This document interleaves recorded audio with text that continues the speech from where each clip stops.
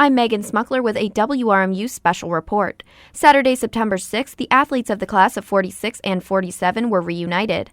A particular graduate of these classes is Vince Marotta. Marotta has had several accomplishments since graduating from Mount Union College. He was the first student to be drafted into the NFL and also the inventor of Mr. Coffee. A little bit about how it was when you were at Mount Union. Well, I came here in 1942, and that's a long time ago, 60-some years ago. And I graduated from Mount, stayed away for 2 years during the war, and came back, and just had a marvelous time because the school, there was so much camaraderie here, so much friendship that I developed with the other students that it became, a home away from home for me.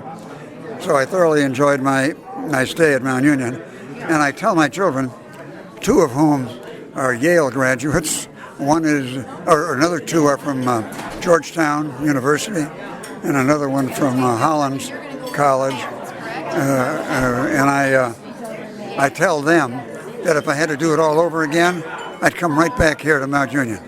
That's how much I love this school and the atmosphere and the environment and everything. We had so much fun. And you played football here? Yeah, I played football. What was that like? Well, I played football with the rest of the guys. I had the privilege of making first team All-Ohio from Mount Union with all the other big schools in Ohio. And from there, then after graduation, I got into business and was a developer, built a lot of homes, shopping centers, and then ultimately Mr. Coffee. Here's my ring, Mr. Coffee. Yeah. See, you see a little coffee maker there? I was the inventor and owner of the Mr. Coffee. Became the largest selling coffee maker in the world in about 3 years. And I owe a lot to Mount Union and my education here and the people friends that I've made. I was just sorry to hear at this occasion today that so many of the people that I knew and played football with are not even alive. Yeah. They're not living, according to Harold Hall, who kind of was in charge of this stuff. So I'm just happy that I've had God's given me the time and life to be here and to meet some who are still left. Because this is a nice group of people, and I'm so pleased with Mount Union as a school itself. You see all these new buildings, you see all this program that's expanded, you see all these students, and when I was here, we had just about 1,000. Now it must be double, at least that, or close to it. Yeah. So it's Mount Union obviously is moving along very rapidly in every direction. Yeah. For which I'm very proud to hear. What about your football career? Did that end at Mount Union, or did you move on after that? Did I what? Move with your football career? Well, after college, I was drafted by the New York Giants in 1948. I was the first person who ever played and graduated from Mount Union that was drafted in the National Football League. But I didn't go with the Giants. I went with the Cleveland Browns. They had another league, the All-American Conference. The Giants were in what was called the National Football League. I didn't stay very long and got into business and one thing and another. And ultimately, Mr. Coffee. Yeah. And I'm married, have 6 children, live in Cleveland, Hunting Valley, Cleveland, and that's it. So you've had a lot of accomplishments since you graduated. Oh, yeah. And I owe a lot to Mount for it, too. Yeah. So tell me about Mr. Coffee. How long did that take for you to get going? Well, I just had an idea. It was an idea that I thought I could make a better coffee maker. And I went to work, fiddle faddling in the back of one of my offices. I worked on it in R&D for about 1.5 years, almost 2, until I had a prototype. And then showed it to the big buyers in the United States, those days department stores. And it was very acceptable. They liked it very much because it provided 3 new things. Number one, it was faster than the other coffee makers. It would take a percolator 15, 20 minutes to make a pot of coffee. I could make coffee in 5 minutes.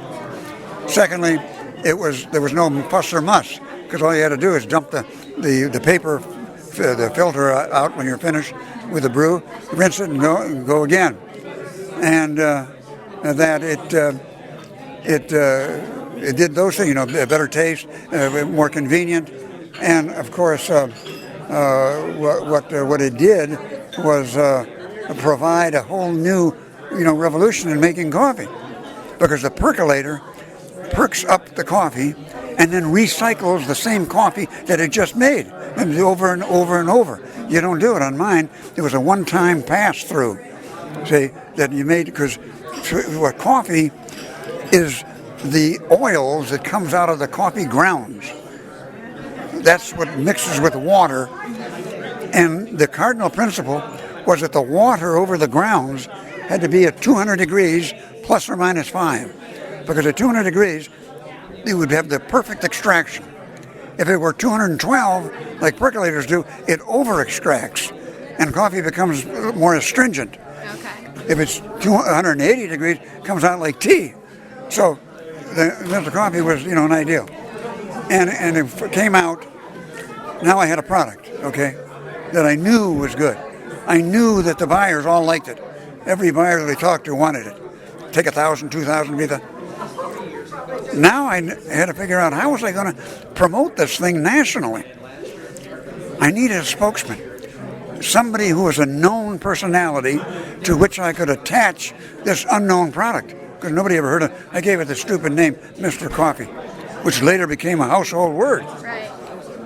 We used to get returns from other coffee maker companies that said, we're returning our Norelco Mr. Coffee, for repair. Well, then I thought, I got to have somebody that's perfect for this product, okay, to which I could attach my product to him. Yeah.